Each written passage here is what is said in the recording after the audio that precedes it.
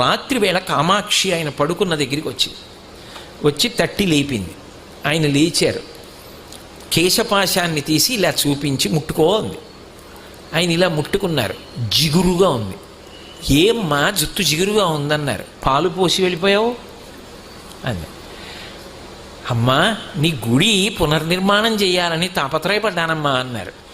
ఏమయ్యా గుడి పునర్నిర్మాణం చేయడానికి నువ్వు సంపాదించాలా? నన్ను అడిగితే నేను ఇవ్వను. దానికోసం నా జుత్తు ఇలా వదిలి వెళ్ళిపోయావా? చూడు పాలకంపు ఎంత సువాసనలు రావలసిన జుత్తునది. వెనక్కి వచ్చి అభిషేకం చెయ్యండి. రాత్రికి రాత్రి ఆయన బ్రిటిష్ ప్రభుత్వం వారిని అడిగారు తలుపులు తీయమని. తీశారు. వాళ్ళు గౌరవం కొంది. వాళ్ళకి ఆ గౌరవం ఉండేది. తలుపులు తీస్తే వారు గబగబా వచ్చి కంచిలో అమ్మవారికి మళ్ళీ